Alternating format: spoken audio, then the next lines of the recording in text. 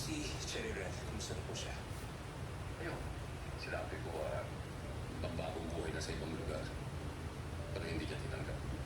Ano? Pinanalayas niyo siya? Babe, hanggang tayo makala ko yun na ang pinagpabuti. Yung para patahimik tayo pare-parehas. Kaya lang hindi ko rin siya mapaalis. Anyway, mukha naman okay na siya. Paano okay? Well, nagtatrabaho siya ng maayos. At nakakatawa din rin siya kapag nagbiguan sila ng kapatid ko. Sino? Si Paco? Dave, ganun lang yung si Paco. Huwag mo nang isipin si Cherry. Ang intindihin mo, yung kayo ni Drew.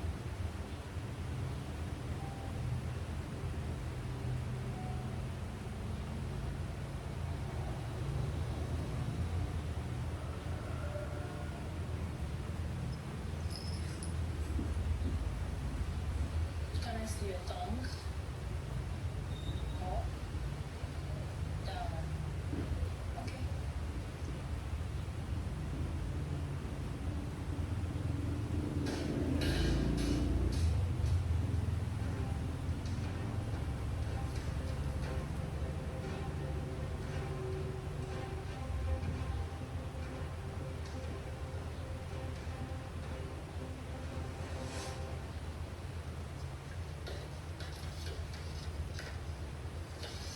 Iniisip ko pwede tayo magbenta ng ice cream.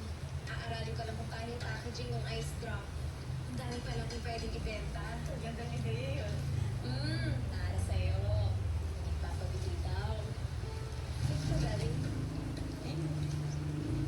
Pataho ka pa ha. Ito.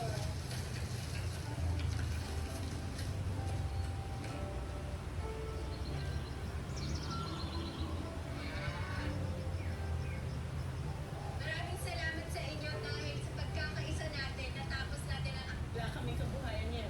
Ala, basta kanya to. Para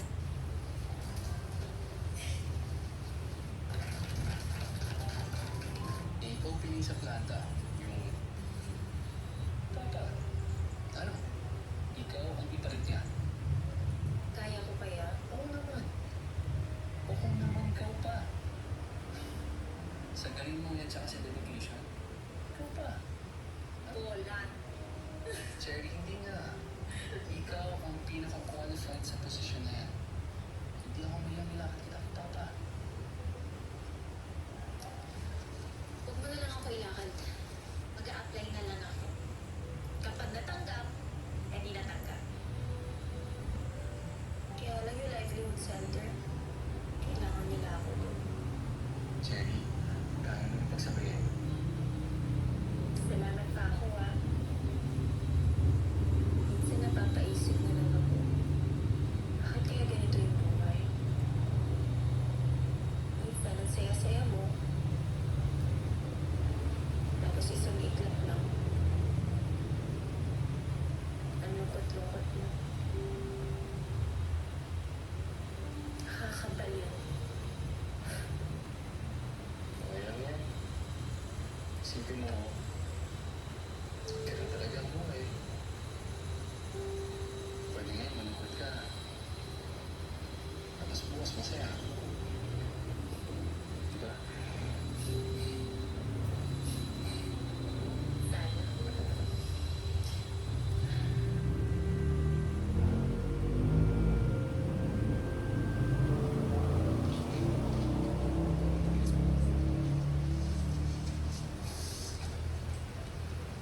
Asan yung ticket mo?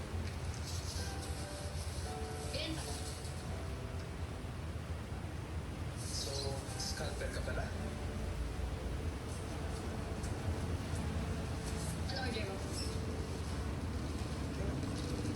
Pangalan mo lang, masaya ako.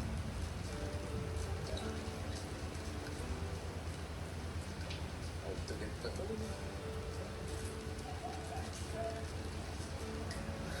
Colleen.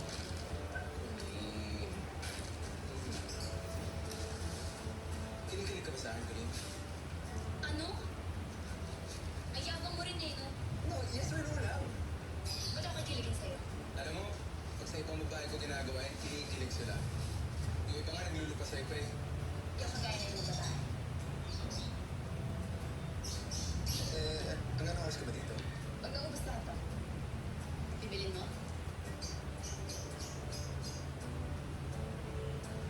Babalikan na lang kita. Mamaya.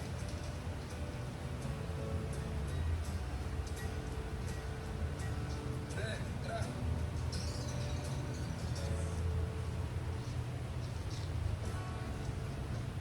Kay Jerry na lang ba? Yung posisyon ng Head of Quality Control.